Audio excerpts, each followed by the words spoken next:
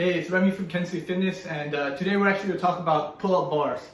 Not actual pull-ups, but the bar itself, because there's a lot to talk about. Actually, no one talks about it, so I figured it's a good thing to make a video about.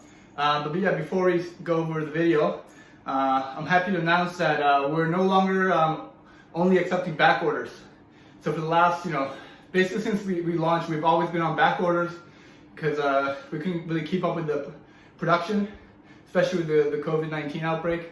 But now we finally, ramped up our production, and yeah, we have inventory now. So if you order your product, the product's already made, and it's just a matter of shipping it to you. So DHL will be very fast. Free shipping is still like 3 weeks, but yeah, so no more back orders, so that's great.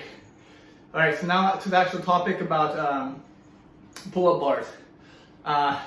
So yeah, when most people do pull-ups, no one really talks about the actual bar they're using, but there's a lot of differences, right? Especially the thickness and the texture of the bar, and it can really improve or take away from the performance of your pull-ups a lot just by the bar you're using. And if you think about it, like for powerlifting, if you look at like deadlifts, there's so many bars out there, right? There's like literally like YouTube videos and YouTube channels just about the different bars. All these different knurlings and length and bar diameter, etc. And in my opinion, for pull-ups, the actual bar is more important than for like the deadlifts. Because for the deadlifts, a lot of times you'll be using like a hook grip, right? The hook grip is when you use your thumb and you wrap your other four fingers around your thumb to get extra, I guess, friction, right, between your thumb and your fingers, and it makes it much easier to grip the bar. Or you also have the mixed grip, and then lastly you have the strap. So with all these three things included, the texture of the bar I don't think is that important. Obviously the thickness of the bar obviously matters, because then it depends on the thickness. You can get your thumb around easier for like a hook grip, for example. But for pull-ups, you're not doing any of those three things. Right? You're usually going to have a regular grip, either under with your thumbs under or over the bar. But either way, the texture of the bar is really important. So that's why I figured talking about it.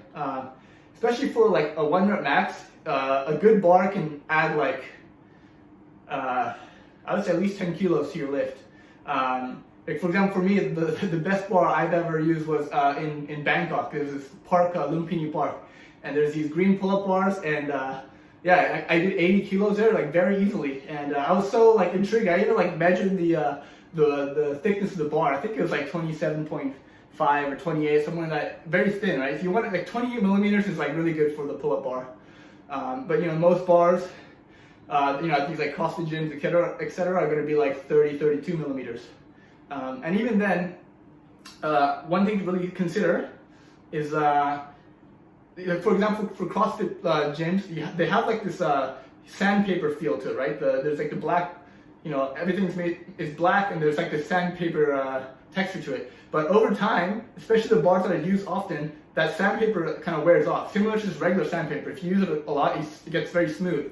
So if you're smart about it, like what I like to do is, like when I'm especially going for like a 1 rep max or like a test, I'll like find one of those bars that are kind of hard to get to, because I know no one's using those ones. So they might require one of those like plyo boxes to reach, but those bars usually never been touched, so the sandpaper feel is really good. And if you're going for a PR, I recommend doing that. And just in general, if you're doing your training and you want to really like progressive overload and really track your progress, it's ideal to be able to use the same bar, right?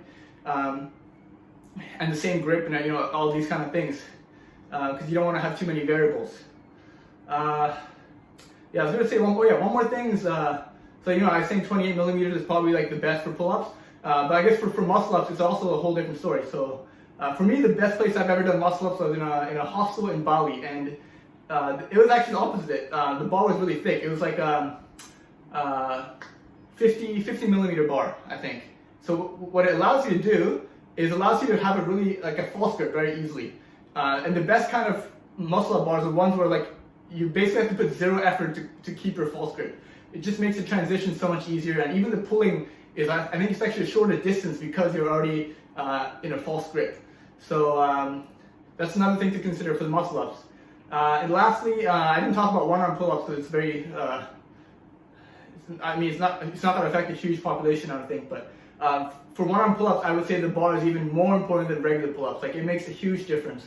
There are some bars that are kind of curved. I don't know if you've seen those ones at the gym that kind of stick out of the cable machines, and it has like that curve area, right? So if you use that, you can kind of get like resistance on this part of your hand as well, and that actually helps a lot as well for like the one-arm pull-up. And also, because the bar is curved, you can kind of do the one-arm pull-up easier without worrying about your chin, or you're getting your head over that bar. So yeah, that's pretty much, I think, everything to say about pull-up bars. I think it's a pretty long video, so I hope that kind of opened your eyes about the things that no one ever talks about, but I think is worth mentioning. Yeah, pull-up bars are important. What you use, the diameter, the thickness, and obviously using chalk helps a lot. But that'll be for another video. I'll talk about chalk in a different video. But I do use it. I just finished the workout, and as you can see, my hands are a bit white. I just bought this kind of weird liquid chalk. I prefer the dry chalk, but another video. Thanks for watching. If you liked the video, like and subscribe. I'm really trying to grow this channel, so in the future I can post even more cool things. And I actually haven't been able to post the last 2 weeks, so I've been so busy trying to get all these orders out, but it seems like things are finally going smoothly. So I hope to post a few videos a week. So yeah, stay tuned. Thanks.